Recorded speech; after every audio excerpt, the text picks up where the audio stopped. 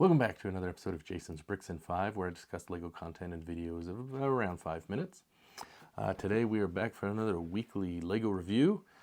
Today we are going to review set 60394.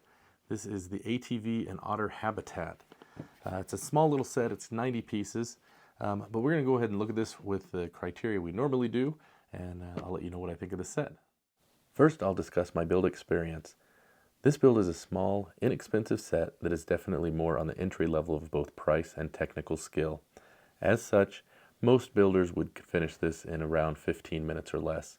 There's nothing mind-blowing about the techniques, but the experience was about what you would expect. Next, we'll discuss the details or Easter eggs. This set is pretty straightforward in what you get, and there's not really many hidden details or references. However, I don't believe that there's really any expectation of that for this entry-level type set. However, it does communicate what the build is intended to be, and the details I think meet my expectations overall.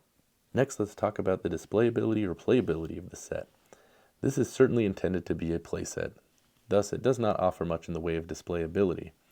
But as far as that playability factor, I could definitely see a young child spending hours driving his ATV around the living room furniture and on the floor, rescuing otters. So I think it's about what you would expect at this price point. Next, we'll discuss the ever-important minifigure category. This set contains one exclusive minifigure and two molded otter figures. The otter is currently only found in one other set, the A-frame cabin, which is a much higher price point and only includes a single otter.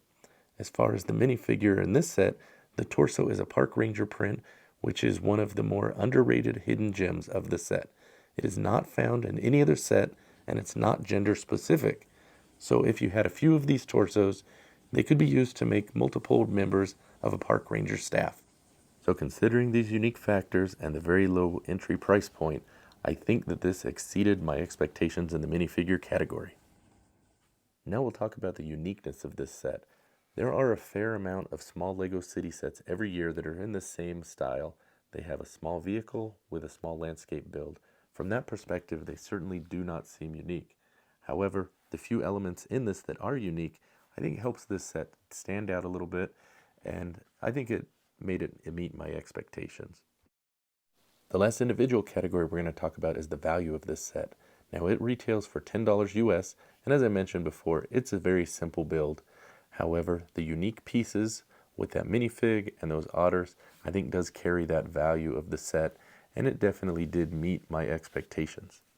Alright, so that leaves us with just one category, and that is my overall rating for this set.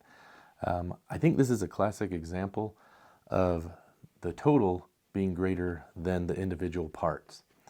I don't think any of these areas really stood out specifically, but overall I really did like this set, and I feel that it has some great options to add some life to my LEGO city.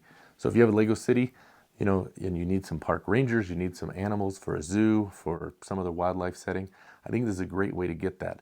Now, just be aware this set is going to be retiring at the end of the year, and at least in the US, as of today when I looked, it is showing as sold out on the lego.com website.